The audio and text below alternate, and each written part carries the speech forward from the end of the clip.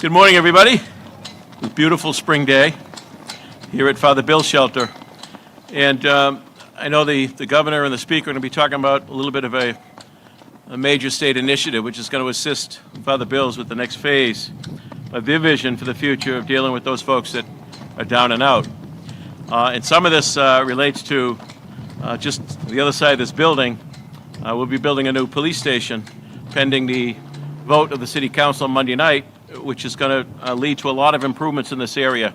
So the city's fully committed, as we've been meeting with John and Father Bill's for some time and working those details out, and they'll be going across the street here. So we're proud to stand with them. I do want to acknowledge I have some city councilors here with me today who have been supportive. Ward 1 Councilor David McCarthy, Ward 2 Councilor Anthony Andronico, Councilor at Large Noel DeBona, and who am I missing? Brian Palmucci. Where's Brian? There you are. Ward 4 Councilor Brian Palmucci. And they've been a partner in every aspect of this. The Affordable Housing Trust Fund, Quincy's been part of it. Planning Director Jim Fatsis is with us. I did want to give a shout out to a former city councilor, Joe Finn, who, when I first met Joe, was the director of Father Bill's. Joe was very effective in his role. And he continues to be a tremendous advocate for these issues statewide in the Commonwealth, Joe. So appreciate your presence here as well. Let me just say this, we're in for those who are Christian, Ramadan's a couple of weeks away, Passover was last weekend. For us Christians, this week is Holy Week. And Easter and springtime is really all about new beginnings. And this here today, what we're talking about is really new beginnings for Father Bill's, the staff, but certainly the recipients of the good care that goes on here. So I'm proud to be here. I'm proud to stand with Speaker Mariano and Governor Baker, Lieutenant Governor, Senator Keenan, and our delegation from our State House. And I couldn't say enough about the partnership that we've enjoyed with Governor Baker, with the new Speaker, in all things Quincy. From my perspective, you have a bigger perspective, both of you, but my perspective, Quincy, have been tremendous partners. And I could go on and on about that with this governor. He's been absolutely amazing, rolls up his sleeve, just wants to get the job done, wants to attack the problem, get it fixed. And this is another opportunity for him to do that. So with that, His Excellency, the Governor of the Commonwealth, Charlie Baker.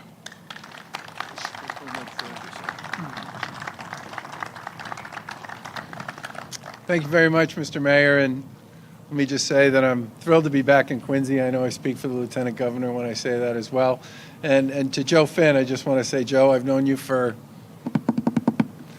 let's just say, a very long time. And you and I have worked on many, many issues around housing, and I especially appreciate the advice and the counsel and the advocacy that you offered us as an administration throughout the course of this pandemic.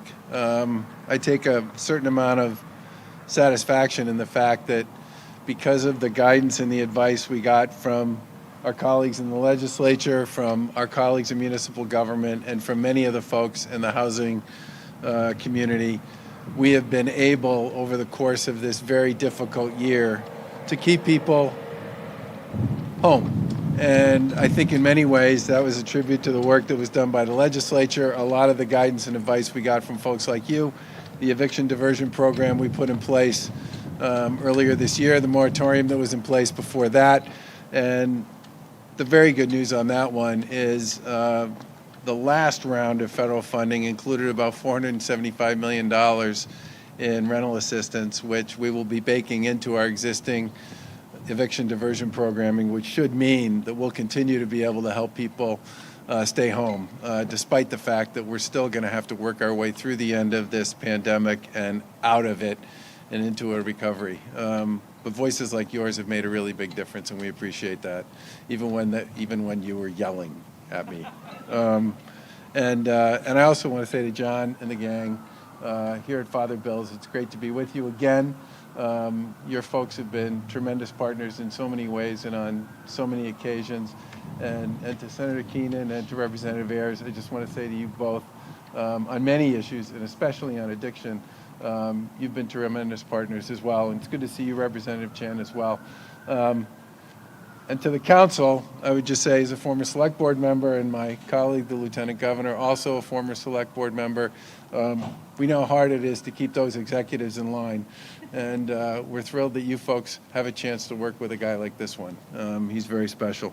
Today we're announcing about $20 million in housing support for a variety of programs around the Commonwealth, some of which Secretary Kennealy will get into in a little more detail, but this one in particular is about a $4 million piece of the puzzle associated with this project that's going to be going up across the street.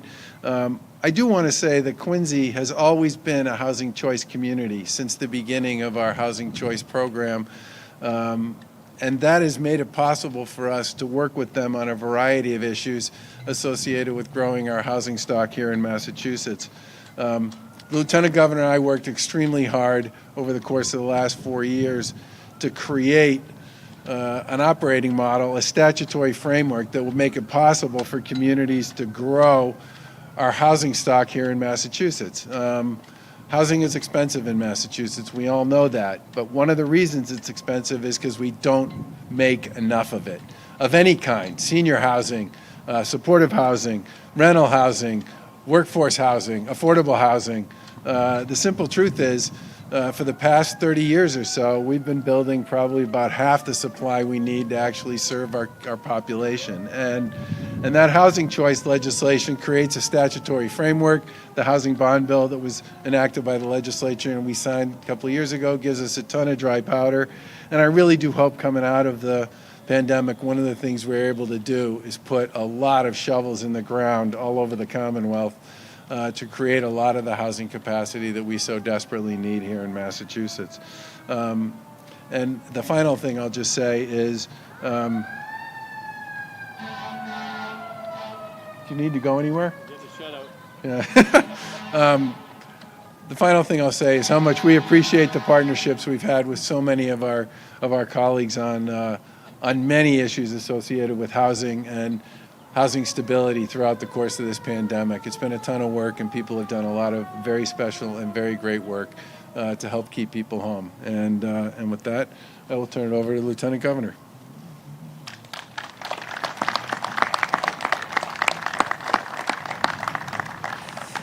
So it is still good morning, everyone. It's great to be here in Quincy with our friends and a lot of advocates from places around the Commonwealth around housing and housing choices and housing opportunities and housing stability. And it's very fitting that we are here in the city of Quincy. Mayor Koch and the councilors and this team have embraced housing as a key feature, whether it's housing, market rate housing in downtown to help populate the downtown with people that move around and consume services, or it's housing that we are focusing on here, which is supportive housing and offering affordable choices. You take, for instance, what's happening here at Father Bill's. We had a warm welcome from the guests inside who have enjoyed a lot of love and support, especially over this past year. And when you think about what John and his team have had to do in the shelter system to comply with COVID restrictions to make it safer for residents to live there, they've had to reduce the capacity here by 50%, as well as meet the needs for shelter requests in this community and across the state. But if and when, hopefully, the affordable housing is constructed nearby, some of these residents can then move into affordable options, and then this frees up more capacity within a shelter system to serve people with needs in that way. I also want to say thank you to Speaker Mariano, who's been a long-time supporter of Father Bill's, understanding how this model of housing is really key for communities like Quincy and others to embrace and include in the portfolio of housing choices available. We just want to thank you for your leadership, Speaker, and for a long time standing by Father Bill's.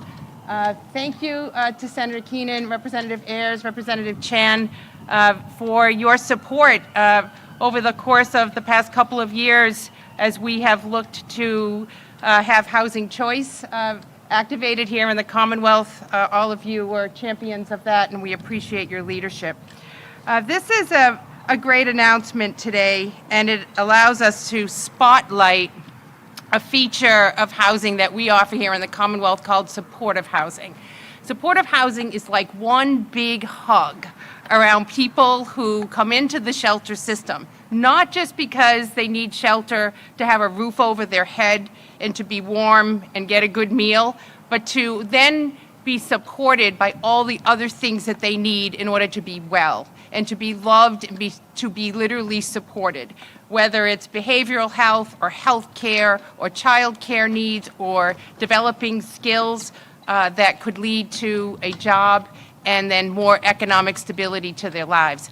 All of that is part of the supportive model that we have here in the Commonwealth that we love so much. I've been able to come to these events every year, and I see some familiar faces that have participated in this event every year. Last year, obviously, we had to skip. In 2019, there was a snowstorm upon us, but we still got together to make the announcements because we know how important this is. At Father Bill's, we're announcing $4 million toward the construction of the new Housing Resource Center that will be built across the street, and John, who will speak to that more specifically.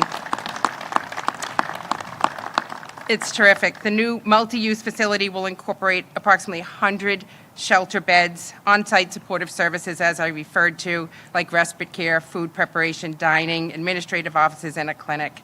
Again, thank you to John, but thank you for the city of Quincy for partnering and making a big investment in this project as well.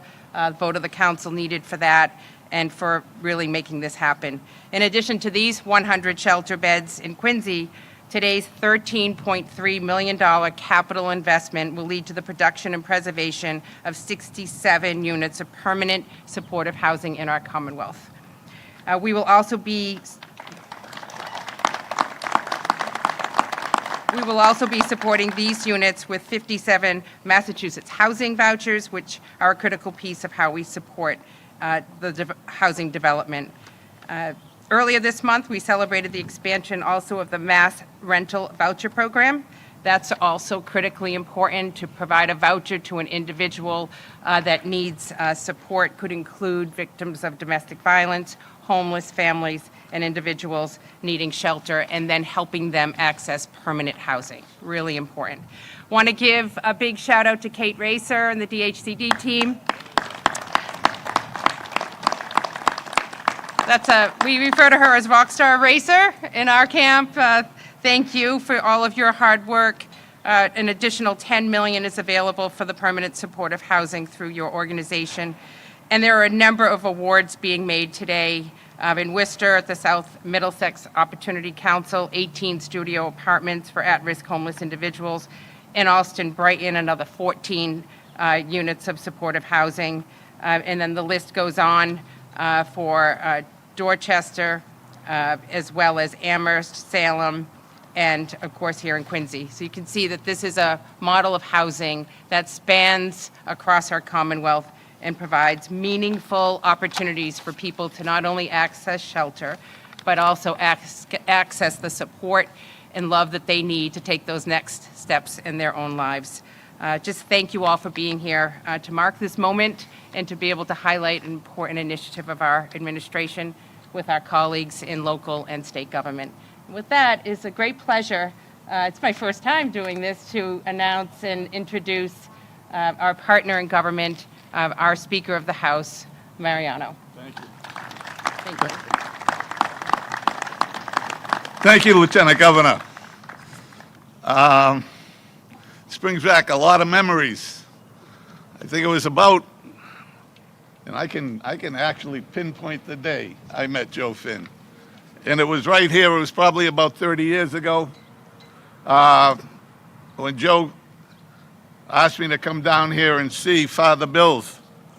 And he explained his theory of housing to me, and it began a relationship which we renewed every year until he left. And then John somehow found my address in my office, and he's been in there every year since. In the last couple of years, more than once a year. But I want to begin by saying thank you to the senator who's here, John Keenan, and the two reps, Representative Taki Chan and Representative Bruce Ayers, who constantly have been supportive of all the initiatives that the governor has come up with. All of these initiatives are worthwhile, very hard decisions that have to be made, choices that have to be made, and I thank the governor for being here today and announcing this in a project in our home city of Quincy. Extremely important to the city, important to all of us who live here. It has certainly been a benefit to the mayor, who has invested a lot of time and effort into the redevelopment of the downtown, and to be able to present a new facility, a bright and shiny facility for folks who are undergoing difficult circumstances in their lives is truly, truly a great, great mark on the city of Quincy. It shows that we care, that we're committed to helping those who need help. And I can't say enough about this project.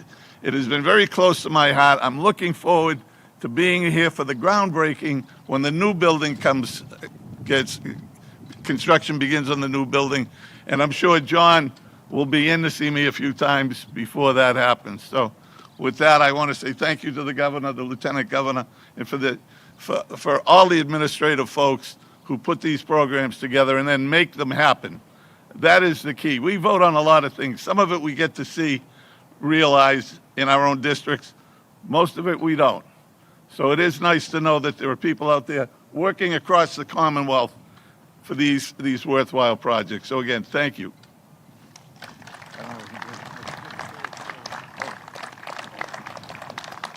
I didn't get the memo. I'm supposed to introduce Secretary Kennealy, who's going to talk about some of the other projects.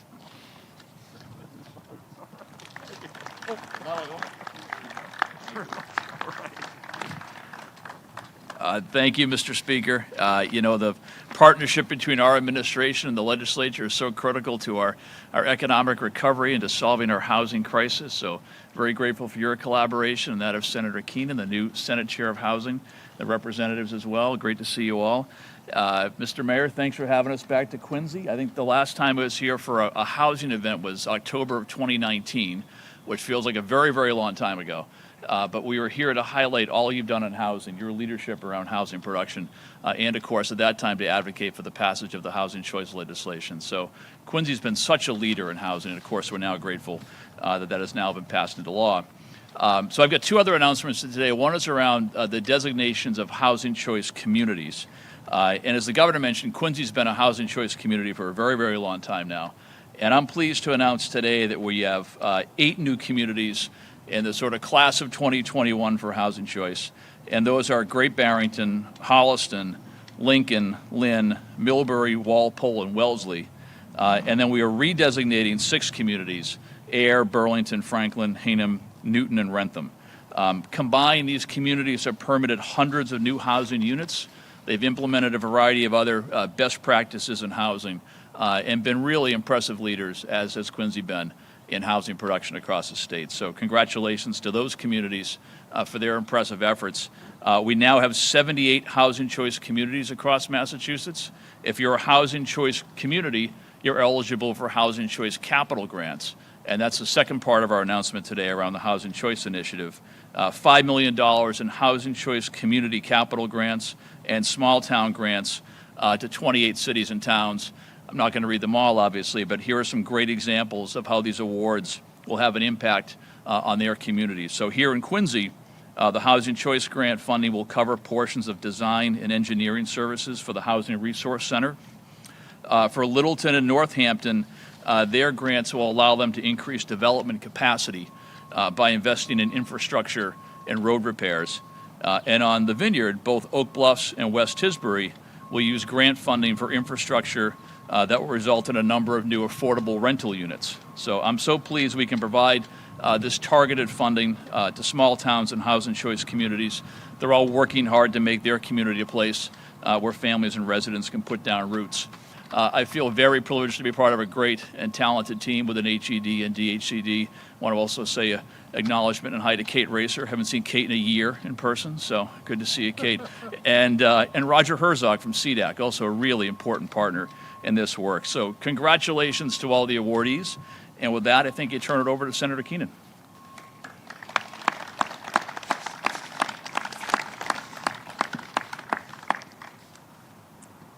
Good morning. Thank you, Mr. Secretary, Mr. Speaker. It's great to see you here and to be able to call you Mr. Speaker, Mayor, my great colleagues in the legislature, Representative Chan, Representative Ayers, to John Yazwinski, and of course to the Governor and Lieutenant Governor. Thank you all for being here today, and I bring you the greetings of the Massachusetts State Senate.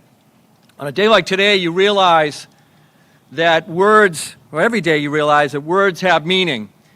And when you think of the words that we use as we try to address our housing issue, we talk about homeless shelters. They play an important role, an incredibly important role in what we do. But think of those words, homeless, a shelter. And now think about what comes next, right across the street, housing resources, and even more so, supportive housing, from homeless shelters to supportive housing. It's not just the words, but it's also what's behind those words and what's behind and what goes on behind the walls of those type of facilities. The Lieutenant Governor mentioned supportive housing. It's like a hug, and it really is. And when you look at what goes on behind the walls of these places, you hear the stories, and we heard one just moments ago about how the programs offered here at Father Bill's, programs that will be even greater across the street, but how those programs save lives. We heard that today in a very compelling way. So we want to thank all of you who do such great work in the areas of housing, certainly to the Secretary, the Mayor, the Speaker, my colleagues, the Governor and Lieutenant Governor. Thank you. And thank you as well, I see Joe Finn there, and a lot's been said about Joe. Joe and I go back a long way. He has done incredible work, and his work continues. And the work here continues as well because of the work of John Yazwinski. Not only does he provide what's needed on a day-to-day basis, but he has a vision, and that vision is one step closer to reality today. It's an honor to introduce John Yazwinski. John.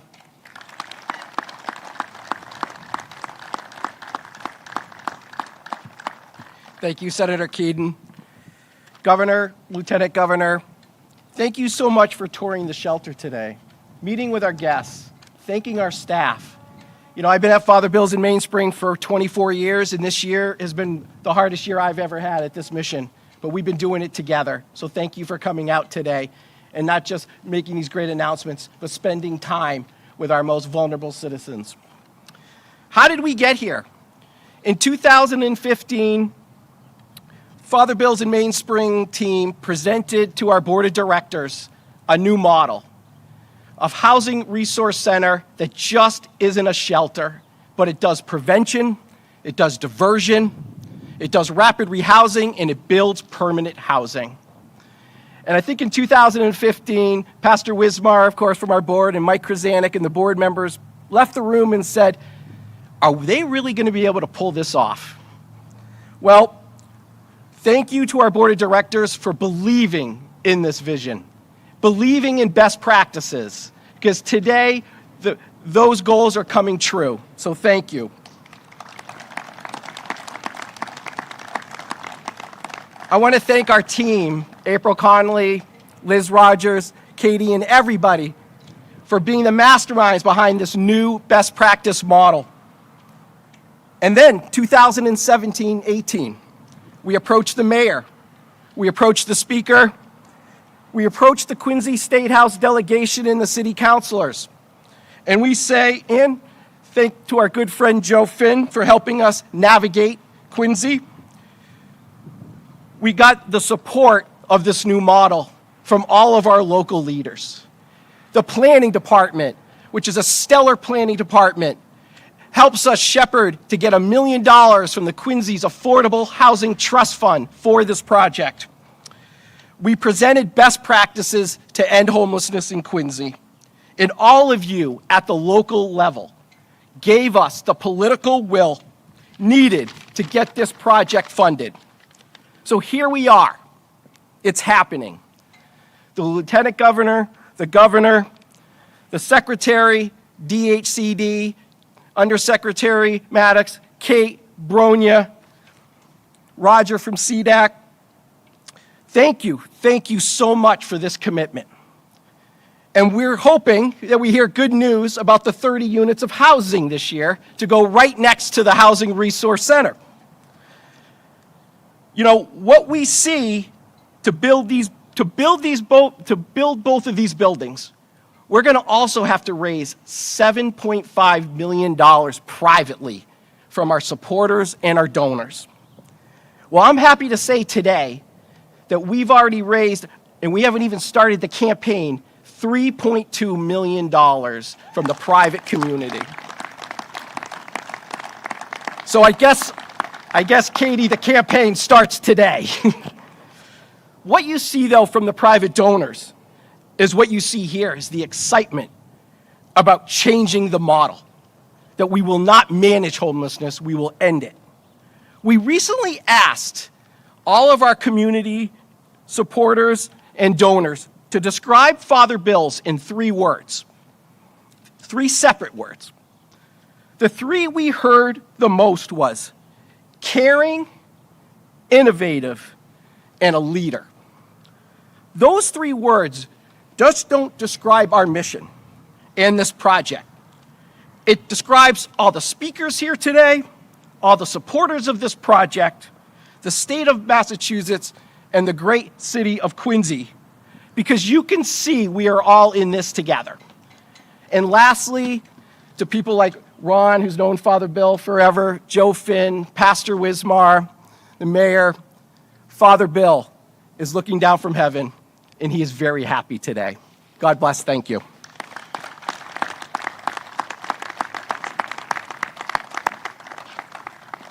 Questions?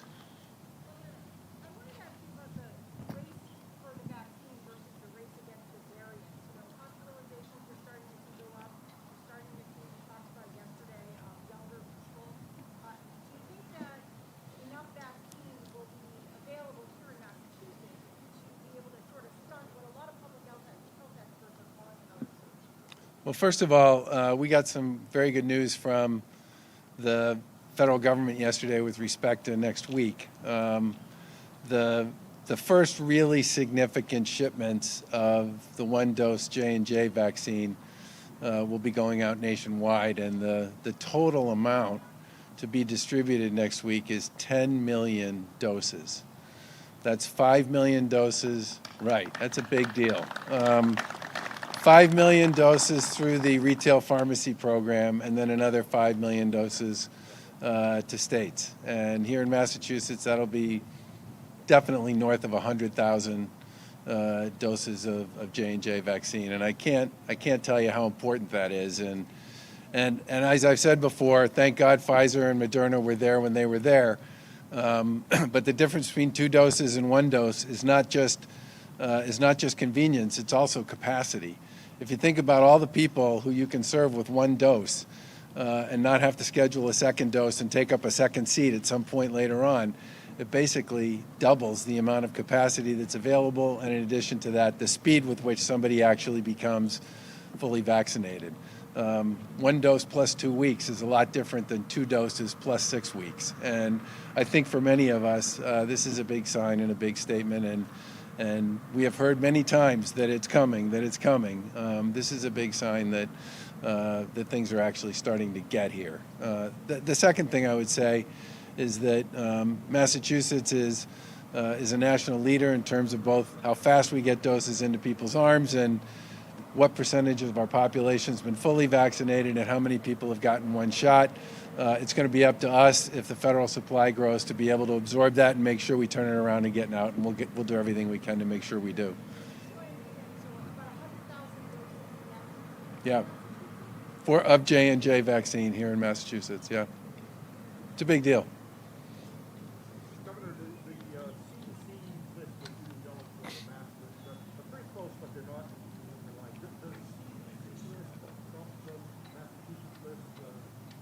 I mean, generally speaking, we've adopted the CDC guidelines for our phased enrollment. The only place where we deviated from that was around asthma, and the reason we deviated from that was because asthma, as I think most people know, for many people is an environmental issue. It's due to the circumstances associated with where they live, and many of those places are communities that were disproportionately affected by COVID in the first place, and we felt it was important to incorporate that into our process. But generally speaking, the CDC list and the mass list are pretty consistent on conditions. But the definitions of some essential workers and things like that don't always line up.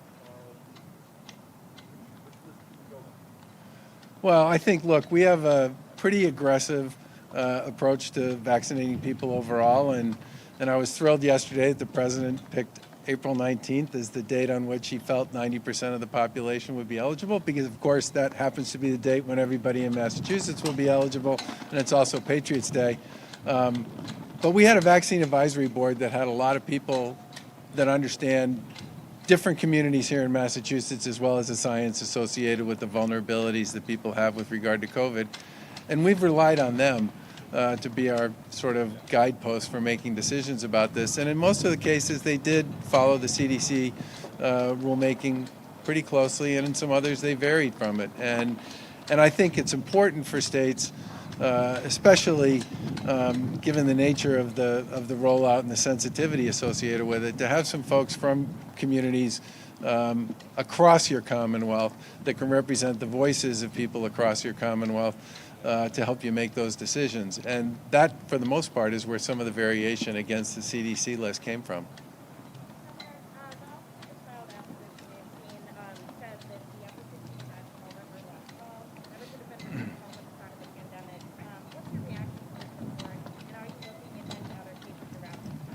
So first of all, the Child Advocate report is thorough and hugely distressing, in the sense that it's very clear from reading that report that David Allman's the loss of his life was preventable. And there were a series of systemic breakdowns over a long period of time. The leadership in that office, which had a lot to do with the systemic breakdowns, has been removed. And the DCF folks and DESE and the juvenile court are all involved in discussions about evaluating and implementing the recommendations that were made by the Child Advocate. The issue associated with additional work associated with other cases, that's already been going on pretty much since the OCA first started talking about what was in her recommendations and what her findings were concluding.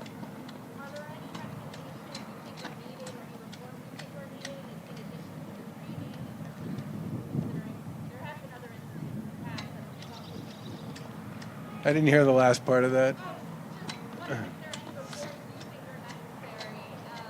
Look, I think the report itself is incredibly damning of how that whole thing played out, and very thorough, and I expect and anticipate that everything in there is going to get implemented, and it's going to get implemented on a statewide basis, and it's going to get implemented as fast as it possibly can be. I mean, the report speaks for itself in many respects. Governor President Biden, you know, today.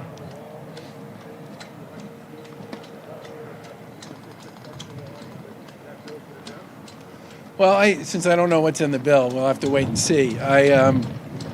You've heard me talk about the importance of resilience before, and I know resilience is not exactly on everybody's top 10, maybe even not their top 20 list of things that needs to be dealt with when it comes to infrastructure. But the simple truth of the matter is, we have far more storms than we used to have, and the storms we have are far more severe than they used to be. And much of the infrastructure that exists to deal with those storms, and especially with runoff and bodies of water, not just sea level rises, but bodies of rivers and streams and lakes and all the rest. And we built a ton of infrastructure over the course of the past couple of hundred years that was designed for a different day. And we filed legislation to make it possible for us to invest $1 billion in infrastructure resiliency. The legislature has pursued a variety of other approaches. We haven't been able to land on one yet that people can agree on.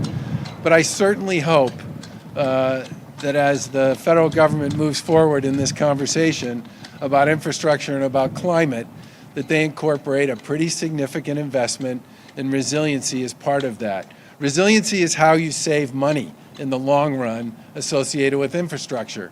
FEMA, the federal agency that's constantly cleaning up and mopping up and reinvesting after hurricanes and tornadoes and floods and polar vortexes and all the other stuff that's been going on for the past few years, will tell you that they spent more money rebuilding certain parts of this country in the past 3 or 4 years than they spent in the previous 20. Now, if we just go ahead and rebuild it exactly as it was, the next time some climate disaster comes through, the same thing is going to happen. And I really do hope that if people are serious about putting together this idea of climate and infrastructure, that there's a big piece in this bill to help us create a resilient infrastructure so that we don't constantly, it's real, it's here, it's obvious, it's a great opportunity for the federal government to work with state and local governments to do things about making our infrastructure, wherever it is, whatever it is, resilient as we deal with all the issues associated with climate going forward. So I hope there's a really big piece. Have I made it clear? I hope there's a really big piece in there to deal with resiliency. Last question. Governor, I know you've been checking in whether or not you've gotten your thought. Have you made your appointment yet? I'm still waiting for my pre-registration to be responded to. But thank you for asking. I appreciate that. Yeah. And I want to again thank John and all the folks here today for this great announcement as part of a much longer series, a much bigger series of initiatives around supportive housing. Lieutenant Governor nailed it on that one. There's a lot of great work going on here and tons more that can be done. Thank you. It's on my desk. I haven't made it. We're still working on it.